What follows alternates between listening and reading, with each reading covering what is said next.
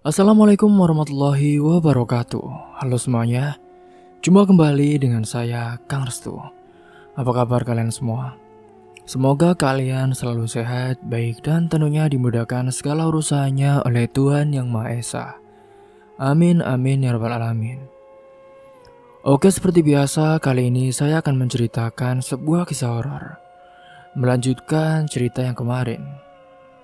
Ya, mungkin ini adalah cerita tamat dari Fatimah, santriwati yang dipaksa menikah dengan anak rentenir jahat yang dihamili di luar nikah. Oke, sebelum masuk ke ceritanya, bagi kalian yang baru bergabung, jangan lupa klik tombol subscribe-nya. Klik juga lonceng notifikasinya serta like video ini agar kalian tidak ketinggalan cerita-cerita terbaru dari channel kami.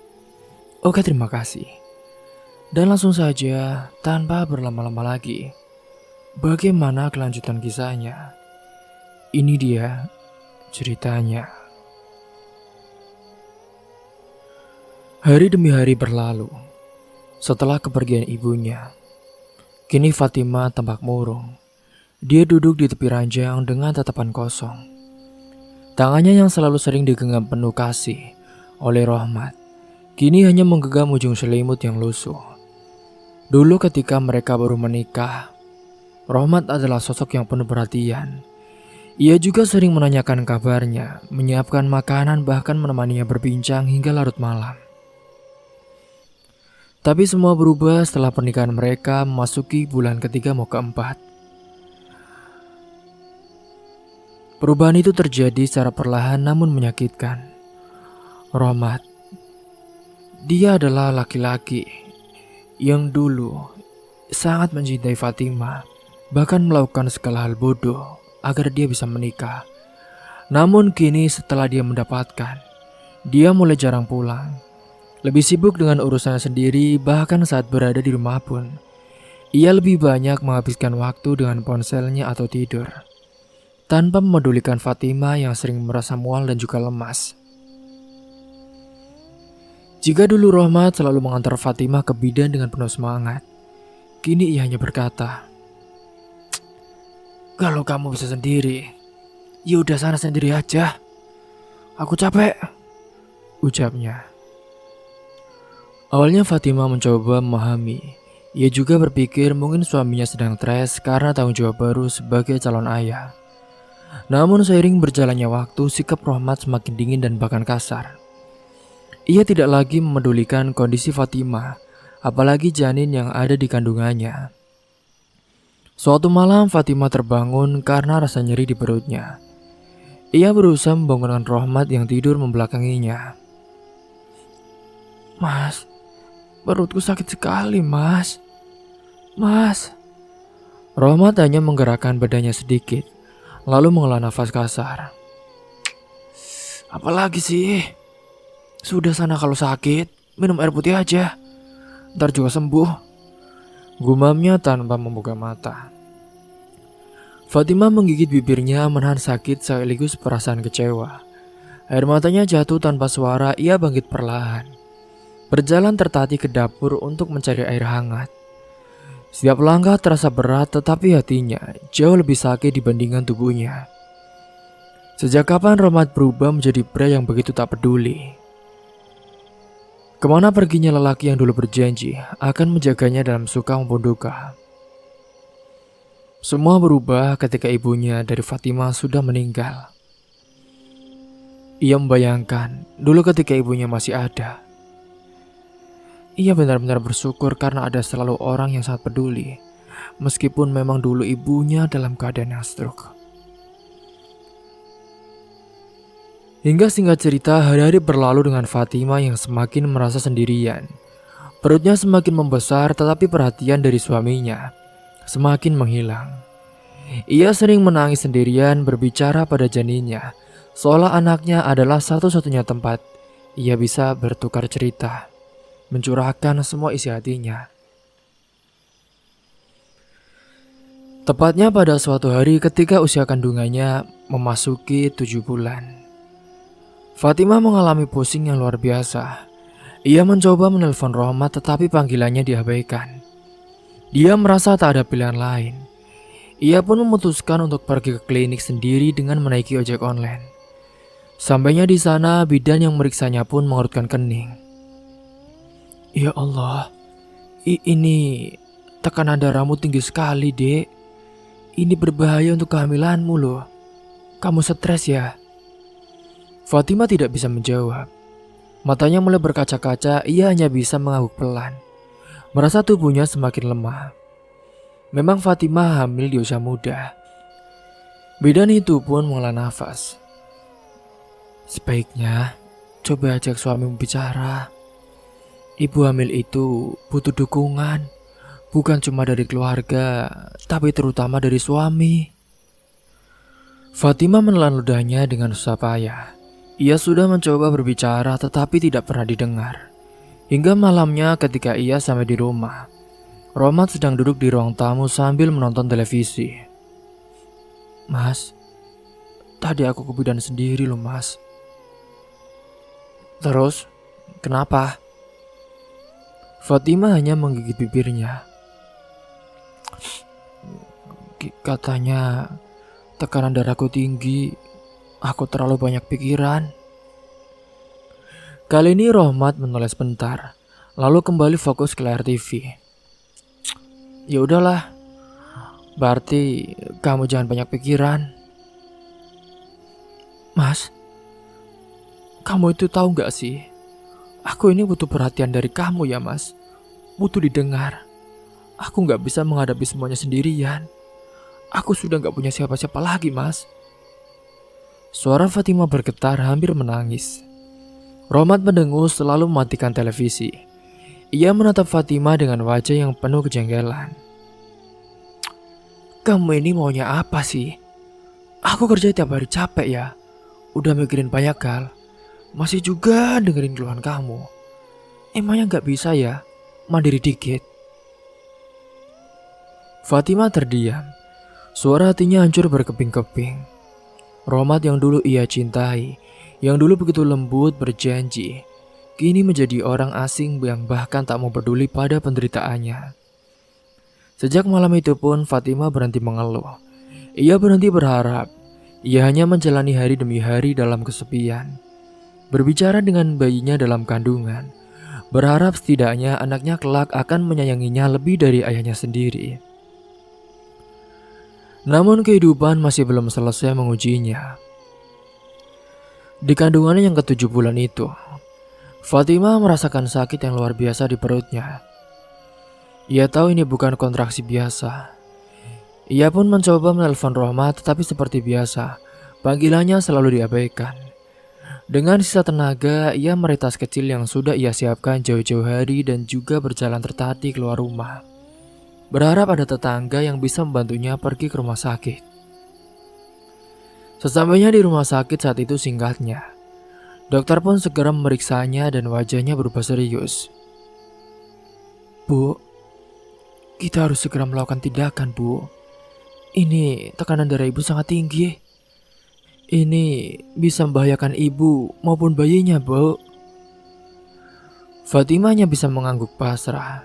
Air matanya jatuh bukan karena takut, tapi karena ia tahu bahwa ia sendirian dalam momen paling penting dalam hidupnya saat itu.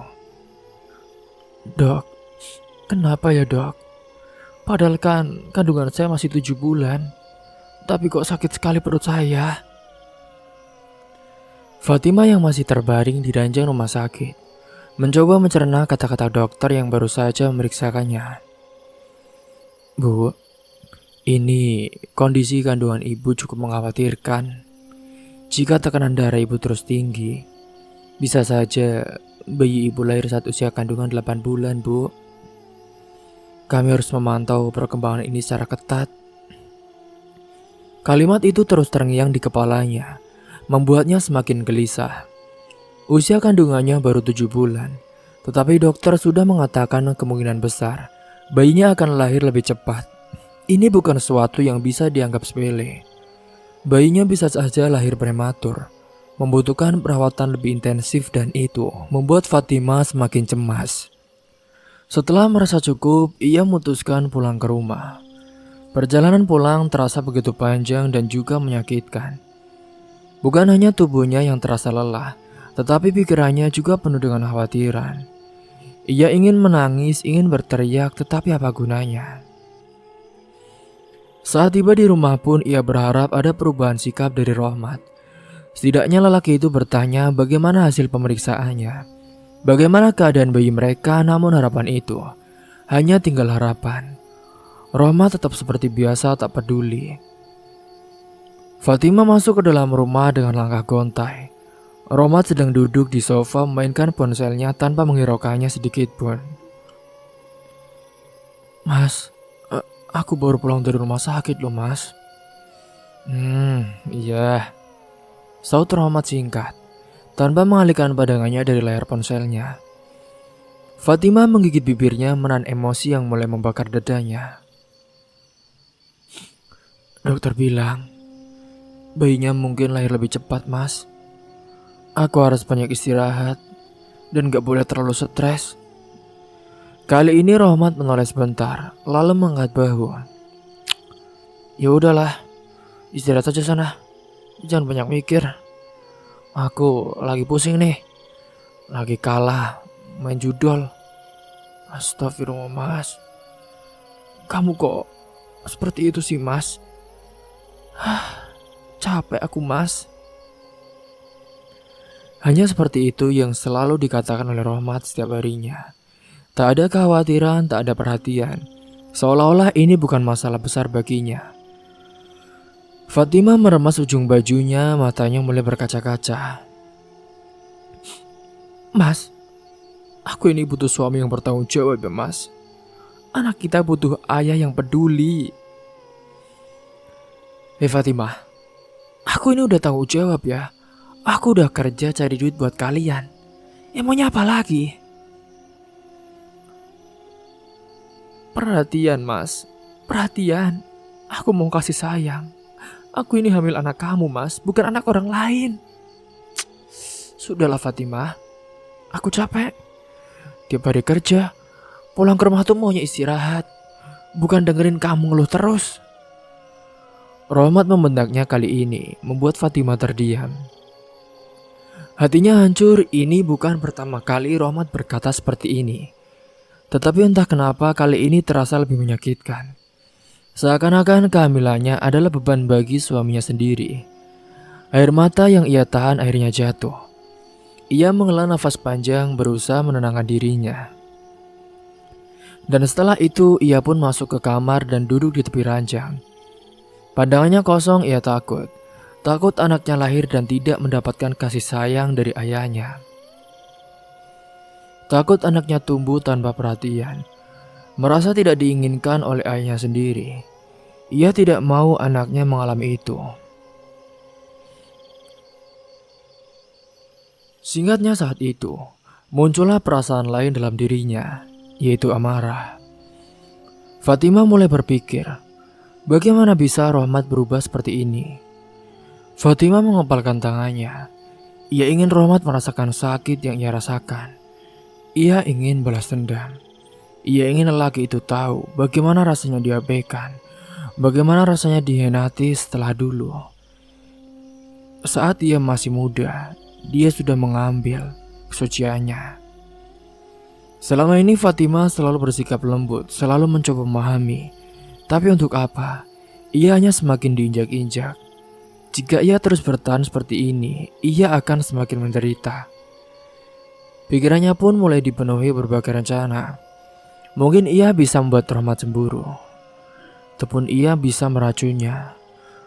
Karena bagaimanapun, semua olah Rohmat membuat Fatimah kehilangan masa mudanya sebagai santri.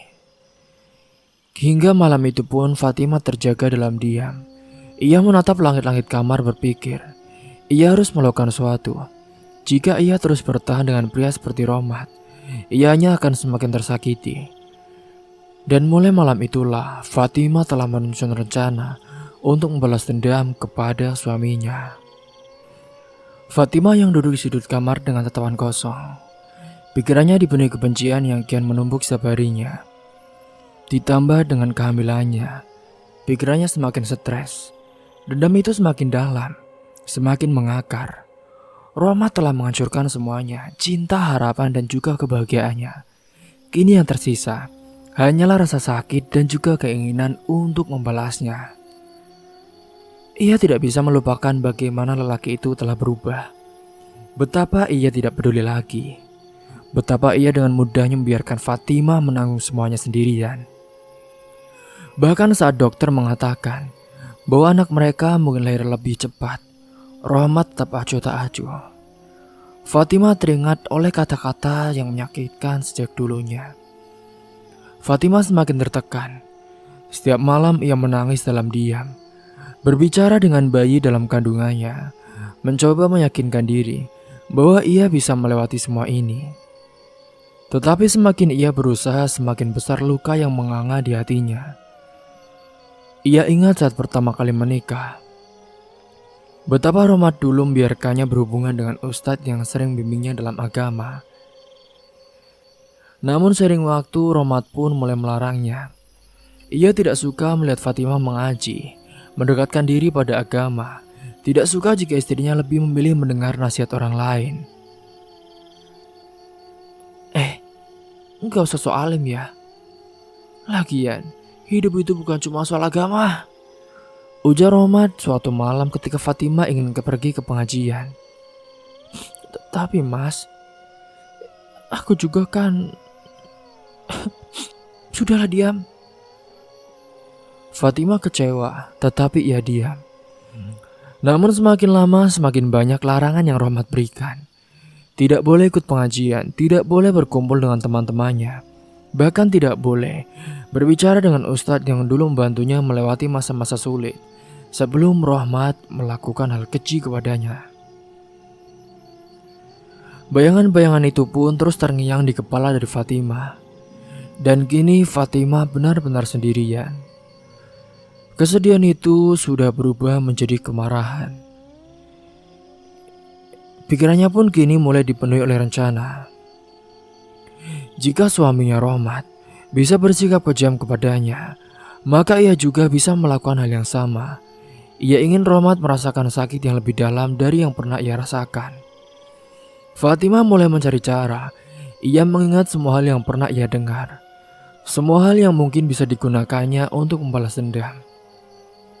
Lalu suatu malam, ia menemukan jawaban. Racun. Sesuatu yang sederhana tetapi mematikan. Tidak harus langsung membunuh, tetapi cukup untuk membuat Rohmat merasakan penderitaan yang luar biasa, sebelum akhirnya ia kehilangan segalanya.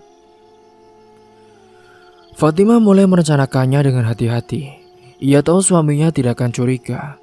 Lelaki itu terlalu percaya diri, terlalu yakin bahwa Fatimah tidak akan berani melawannya. Ia mengira Fatimah adalah perempuan lemah. Malam itu pun Fatimah menyiapkan makan malam seperti biasa. Ia memasukkan racun dalam makanan Rohmat dan juga di dalam minuman Rohmat, memastikan takaran yang cukup untuk membuat lelaki itu tersiksa tetapi tidak langsung tewas. Ketika Rohmat pulang, ia melihat Fatimah di dapur. Masak apa nih kamu? Tanyanya sambil melempar tas ke sofa. Fatimah berbalik dengan senyum kecil. Ini mas, makanan kesukaanmu. Rohmat mendengus selalu duduk di meja makan. Ia tidak pernah mencurigai apapun. Tanpa pikir panjang pun, ia mulai menyuap makanan ke dalam mulutnya. Fatimah duduk di depannya memperhatikan setiap gerakannya.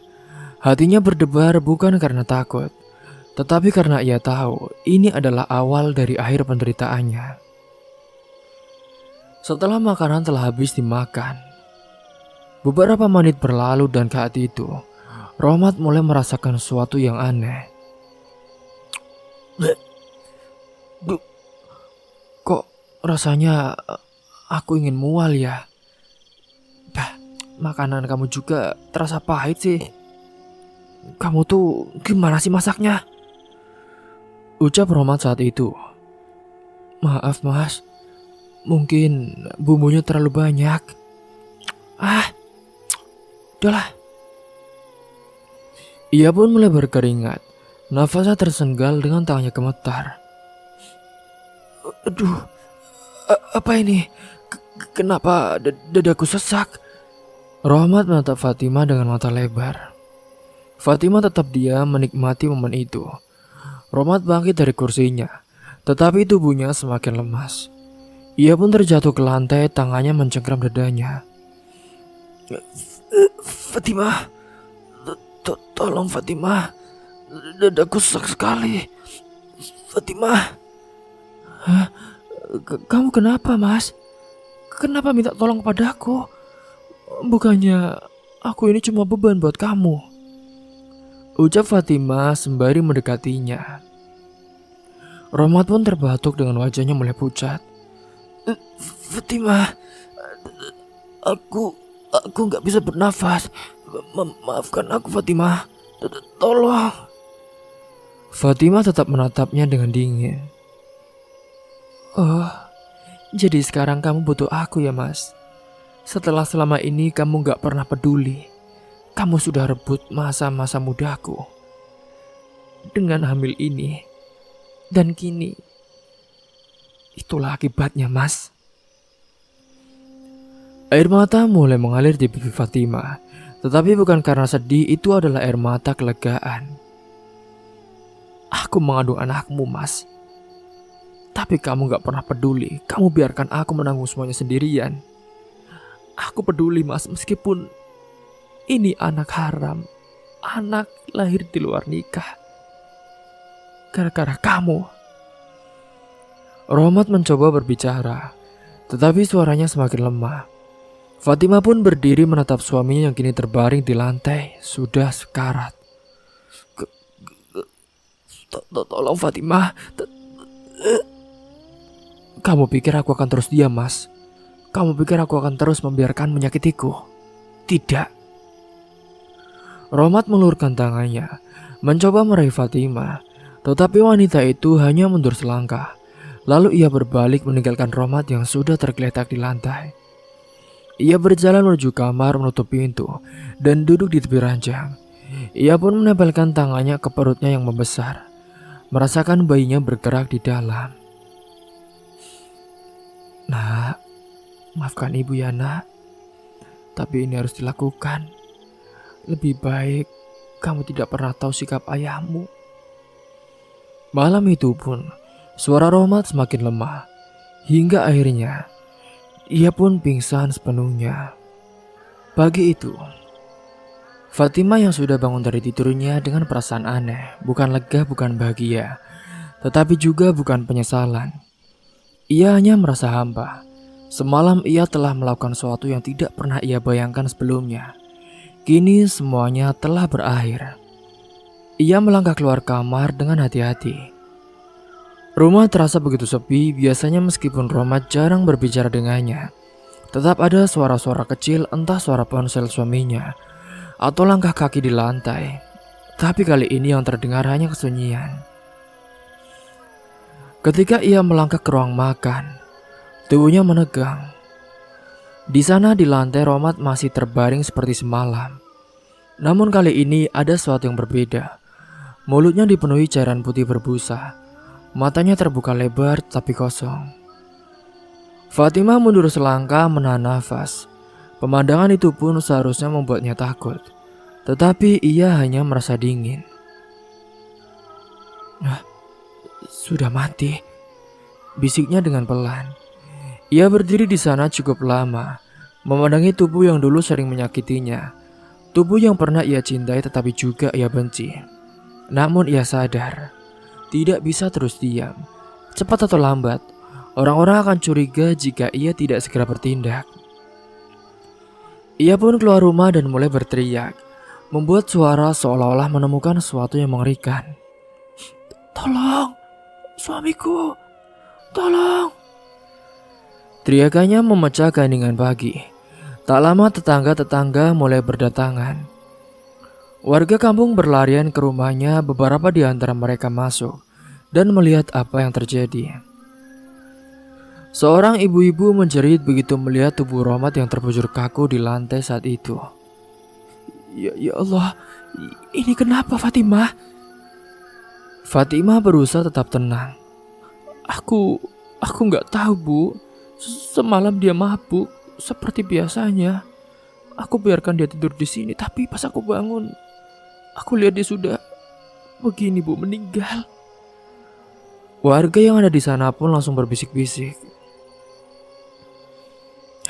Innalillahi.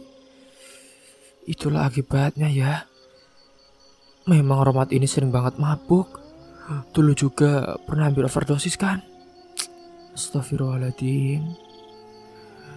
Tak lama saat itu, Ibu Rohmat datang setelah mendengar kabar itu. Begitu melihat anaknya yang sudah tak bernyawa, ia pun langsung menangis histeris. Anakku Rohmat, kenapa jadi begini? Fatimah berusaha terlihat berduka, meskipun hatinya tetap dingin. Bu, aku nggak tahu, Bu. Semalam dia pulang dalam keadaan mabuk. Aku nggak bisa mengonkannya. Lalu dia pagi, dia sudah seperti ini, Bu. Rohmat. Warga yang ada di sekitar juga tidak ada yang mencurigai apapun. Semua orang tahu bagaimana kelakuan Rohmat selama ini. Mabuk, berjudi, dan suka kasar pada istrinya. Memang dia adalah lelaki karena mungkin anak dari orang rentenir. Jadi dia bisa seenaknya. Tidak ada yang terkejut juga jika akhirnya ia ditemukan tewas seperti ini. Sudah, daripada berlama-lama, kita urus saja jenazahnya, biar segera dimakamkan, ucap seorang tetua kampung. Beberapa laki-laki segera bergerak untuk menyiapkan pemakaman. Fatimah tetap diam di sudut ruangan, berpura-pura terguncang. Dalam beberapa jam, jenazah Rohmat pun sudah dimandikan dan juga dikafani. Semua berjalan begitu cepat, tidak ada penyelidikan. Tidak ada pertanyaan lebih jauh. Semua menganggap ini adalah air yang wajar bagi seorang seperti Rohmat. Ketika jenazah Rohmat dibawa ke pemakaman, Fatimah mengikuti dari belakang menundukkan kepala. Sepanjang jalan orang-orang masih berbisik-bisik. Kasiannya Fatimah, sudah hamil besar, sekarang jadi janda. Mana usianya lagi muda lagi. Kasihan sekali. Ya, tapi mungkin ini lebih baik sih, Pak. Lagian kan Roma juga gak benar. Bapak gak ingat, dia menikah juga kan gara-gara hamil di luar nikah, gara-gara Rahmat. Udahlah Pak, udah. Gak baik bicarain orang yang sudah mati. Fatimah tetap diam, tetapi di dalam hatinya ia ingin merasakan kemenangan. Saat prosesi pemakaman berlangsung, Ibu Rohmat masih menangis, tetapi lebih karena rasa kecewa dibanding kesedihan. Dan saat pemakaman telah selesai singkatnya, orang-orang mulai kembali ke rumah masing-masing. Fatimah merasa sesuatu yang lain saat itu. Ia telah membalas dendam. Rohmat telah mendapatkan hukuman yang setimpal. Tapi kenapa ia tidak merasa bahagia? Kenapa jantungnya masih berdetak dengan gelisah? Saat malam tiba dan ia kembali ke rumah yang kini kosong, Fatimah duduk di tepi ranjangnya, tangannya menyentuh perutnya yang semakin besar. Ia benar-benar meminta ampun kepada Allah. Dia bertobat. Ya Allah, maafkan hamba-Mu ini ya Allah. Kini sekarang hanya berdua, Fatimah dan juga anak yang masih ada di kandungannya. Nak, maafin ibu ya nak. Kamu harus lahir dalam keadaan seperti ini. Tapi ibu yakin kamu bisa jadi anak yang lebih baik dari ibu dan ayahmu. Setelah hal itu pun, singkatnya sebulan kemudian, Fatimah melahirkan anak lelaki itu yang diberi nama Pangeran. Anak itu lahir dengan baik, dengan sehat, wajahnya tampan. Saat itu pun, singkatnya beberapa bulan kemudian, Fatimah kini menjalani hidupnya sebagai ibu yang seharusnya. Tidak ada hal buruk lagi di sekitarnya. Kini ibu dari Rohmat, si rentenir jahat itu pun dia sering datang kepada Fatimah untuk melihat cucunya. Dan kematian Romat pun saat ini tidak diselidiki lebih lanjut. Dan Fatimah bisa mengurus anaknya hingga besar nanti. Fatimah pun kini tetap bisa menjalani aktivitas seperti itu lagi, mengaji, dan bahkan bisa berbincang kepada teman-teman santrinya yang dulu. Dan kadang ia juga membawa anaknya kepada ustadz yang dulu membimbingnya. Semoga kita semua bisa mengambil hikmah dan pelajaran dari kisah ini. Mungkin itu saja yang dapat saya sampaikan. Kurang lebihnya mohon maaf apabila ada salah kata ataupun ucapan yang kurang berkenan bagi kalian semua. Sampai jumpa di cerita terbaru selanjutnya. Akhir kata, wassalamualaikum warahmatullahi wabarakatuh.